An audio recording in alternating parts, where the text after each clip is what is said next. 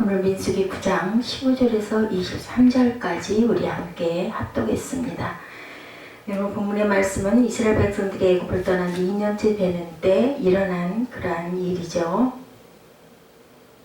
하나님의 은혜로 이스라엘 백성이 애굽에서 400년 동안의 그 지긋지긋한 노예 생활, 종 생활에서 해방이 됩니다.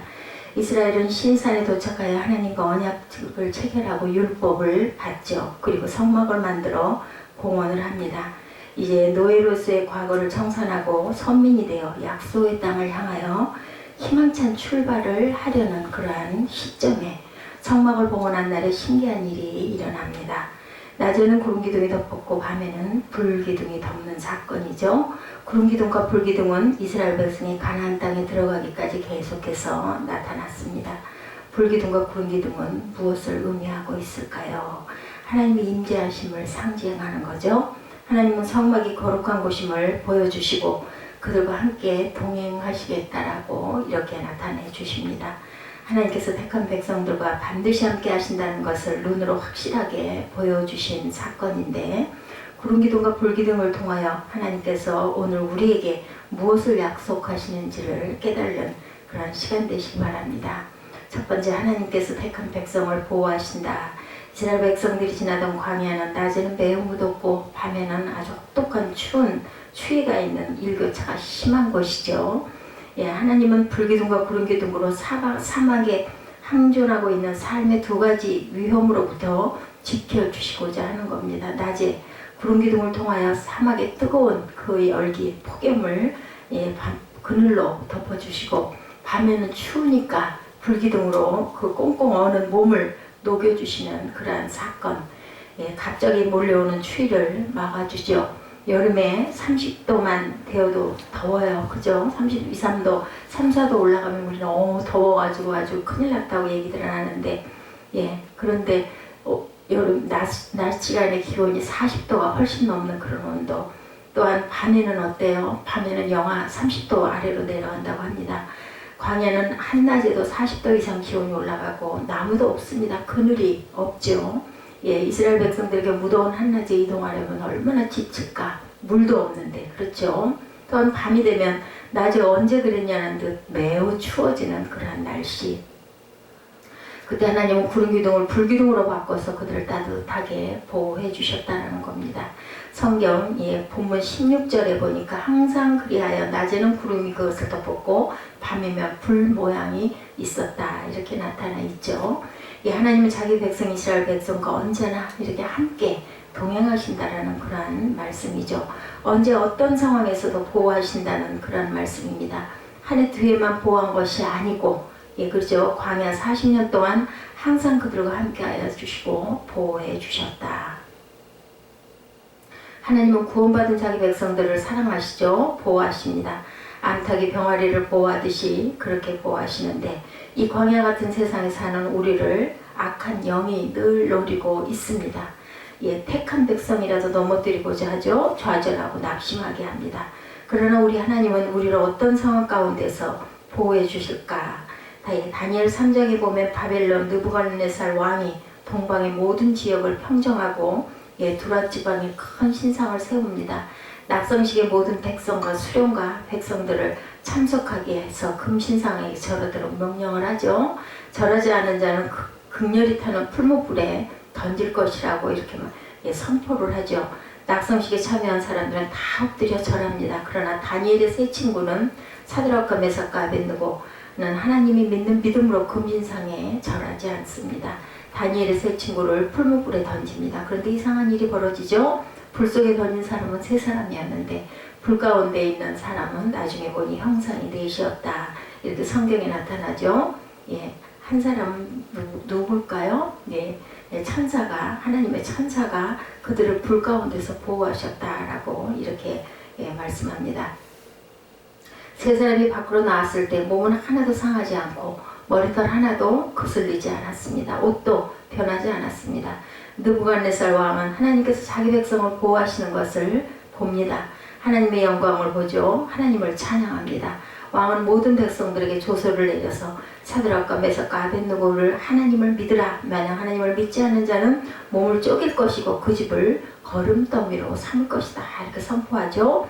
바벨론 120도에 조서를 내립니다. 왕은 세 친구들을 더욱 높은 자리에서 봉사하도록 이렇게 명령을 내리죠. 하나님은 이렇게 택한 백성을 보호하십니다. 인도에서 있었던 일입니다. 유뇽 카바이드 회사에서 유독가스가 유출되어서 2,700명이 죽고 17만 명이 피해를 당한 사건이 일어났어요. 이 가스 회사 건너편에는 2만여 명의 인구를 가진 보팔이라는 조그마한 마을이 있었다고 합니다. 우리가 아는 것처럼 인도는 힌두교와 회교가 압도적이죠. 그곳에서 믿음으로 옳게 살려고 하는 것은 용기 없이는 불가능합니다. 그러나 보팔 사람들은 예수를 아주 잘 믿었다고 하죠. 어느 날 가스가 유출되어 골목마다 스며들고 가스가 지나간 곳마다 사람들이 쓰러집니다. 그리고 가스가 건너편에 있는 그 마을로 다가옵니다. 하나님이 어떻게 보팔 사람들을 보호하셨는지, 길 하나만 건너면 가스가 그 마을로 들어가서 다 죽게 될 텐데 이상하게 그 가스가 길 앞에 와서는 왼쪽으로 방향을 틀어서 고스란히 그 마을 2만 명의 그리스도인이 구출을 받는 사건이 일어났다고 합니다. 이 이야기는 그곳에서 선교사로 활동하는 데일 카츠맨에 의하여 세상에 밝혀진 하나님의 기적입니다. 온갖 고난을 무릅쓰고 예수님 품으로 돌아온 그들 앞에 일어난 기적은 오히려 당연한 것인지도 모르겠습니다. 신명기 33장 12절에 야훼의 사랑을 입은 자는 그 곁에 안전히 거하리로다. 야훼께서 그를 날이 맞도록 보호하시고 그로 자기 어깨 사이에 처하게 하시리로다. 하나님은 또한 택한 백성을 인도하시죠. 보호하실 뿐만 아니라 인도하십니다. 본문 17절에 구름이 성막에서 떠오르는 때에는 이스라엘 자손이 곧 진행하였고 구름이 머무는 곳에 이스라엘 자손이 진을 쳤으니 이렇게 증거하죠. 하나님은 택한 백성을 인도하십니다. 반드시 인도하시되 가장 안전하고 복된 길로 인도하십니다. 가장 바른 길로 인도하십니다. 신구약 성경은 하나님과 택한 백성과의 관계를 목자와 양으로 비유를 합니다. 목자는 양을 푸른 초장으로 인도하고 양이 풀을 먹은 뒤에는 물을 마시기 위해 쉴 만한 물가로 또한 인도하시죠.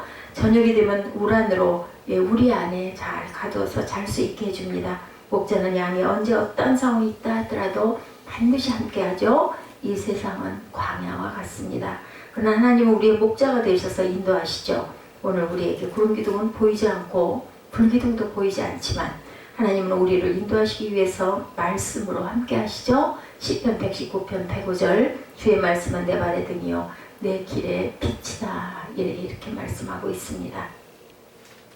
구름기둥과 불기둥 대신에 하나님의 말씀이 내 발의 등이 되고 내 길의 빛이 되신다라는 겁니다. 보혜사 성령님은 우리 함께 하시되 영원토록 함께 하시죠. 어떻게 해요? 진리 가운데로 말씀 안에서 인도하십니다. 우리가 무엇이 필요한지 알려주시고 장래 일까지도 깨닫게 해주시는 하나님이십니다. 하나님께서는 이스라엘 백성이 광야에서 구름기둥과 불기둥으로 인도하실 때 그들이 한 일은 무엇일까? 오직 하나님의 명령대로 그대로 따르죠. 진행한 일과 쉬는 일을 구름의 지시에 따라서 합니다. 구름의 성지 시간이 짧든 길든 상관없이 이스라엘은 구름의 지시에 따라 움직이고 구름이 움직이면 성막과 각자의 장막을 진치고 걷고 이렇게 계속 반복해서 출발을 하고 멈추고 거기에 머물고 이렇게 행합니다. 그러나 구름이 머물면 한 달이 지체되던 1년이 지체되던 거기 머물었다는 거죠. 때로 초조하기도 하고 무력한 그 기다림의 시간이 얼마나 지루했을까. 그것도 하나의 인내죠. 이렇게 그들은 구름의 지시에 따라 행함으로 마침내 약속의 땅 가나안 땅에 들어갈 수가 있게 됩니다. 하나님의 인도를 받을 수 있고 하나님의 보호를 받을 수 있었다라는 것. 정작 거기 무엇이 따랐어요? 참고 기다림이 따랐습니다. 그리고 순종함이 따랐다라는 것. 미국 노스웨스트 대학 창설자인 버터필드 박사의 간증입니다. 버터필드 박사가 대학을 세우기 전에 목회자로 복음을 전할 때 어느 도시에서 부흥 집회를 인도하게 되었는데 그 교회의 노인 부부집에 숙소를 정했어요. 그런데 노인 부부는 음식 솜씨도 별로였고 집도 아주 낡았다고 그래요. 침대도 물론 낡았겠죠. 그래서 교회의 조직들은 강사 목사님의 숙소가 마음에 안 들어서 어떤 그 깨끗한 그 젊은 부부가 살고 있는 가정으로 그 인도를 합니다. 새로운 숙소는 집도 아주 넓은 정원에다 환경이 좋았다고 그러죠. 부부도 아주 젊고 믿음이 좋은 그런 부부였습니다. 버터필드는 숙소를 옮기는 일에 먼저 하나님의 인도를 받아야 한다라고 하면서 기도해 보시자고 이렇게 얘기를 했다고 합니다. 그 재직들이 뭐 그런 일까지 기도하십니까? 좀 환경 좋은 곳으로 옮기십시오 라고 말씀을 드렸지만 기도하더랍니다. 그 버터필드 그 목사님께서 하나님, 제가 젊은 부부가 사는 집으로 옮겨도 됩니까? 이렇게 기도했더니 누가복음 10장 7절이 마음에 떠올랐다고 그래요. 그 집에 유하여 주는 것을 먹고 마시라. 일꾼이 그 삭을 얻는 것이 마땅하니라. 이 집에서 저 집으로 옮기지 말라. 이 말씀이 떠올랐다고 그래요. 버터필드 목사님은 재직들에게 이미 이곳의 여정을 풀었으니 그대로 좀 불편하더라도 집회 동안 그냥 있겠습니다. 이렇게 얘기를 했다고 합니다. 숙소를 옮기지를 않았다고 그래요. 5일 동안 집회가 계속되고 있는데 옮기려고 하던 젊은 부부의 집에 그만 장티푸스가 발병을 합니다. 그래서 그 집에 있는 사람은 한 달 동안 출입금지 명령이 내려졌다고 하죠. 만약 이 목사님께서 하나님의 인도함을 받지 않고 환경 좋은 그 젊은 부부의 집으로 옮겼더라면 집회는 하지 못할 뿐만 아니라 한 달 동안 꼼짝없이 그 집안에 갇히는 그러한 생활을 할 수밖에 없었을 것인데 하나님의 말씀이 이 목사님을 인도했다라는 거죠. 우리 눈으로 볼 때는 정말 미련한 것 같고, 아니 그 좋은 집, 깨끗한 집, 음식도 좋고 그리고 잠자리도 좋고 젊은 부부 믿음도 좋은데 거기로 가면 얼마나 좋을까 생각할지 모르지만 이렇게 믿는 사람들은 행동거지 하나하나도 움직임 하나하나도 기도하고 묵상하고 결정을 해서 하나님의 인도함을 받았더니 이러한 그 복이 내립니다. 하나님의 사람 다윗은 말합니다. 시편 23편 1절에서 3절이죠. 야훼는 나의 목자시니 내게 부족함이 없으리로다. 그가 나를 푸른 초장에 누이시고 쉴만한 물가로 인도하시는도다. 내 영혼을 소생시키시고 자기 이름을 위하여 의의 길로 인도하시는도다. 이 세상은 광야와 같습니다.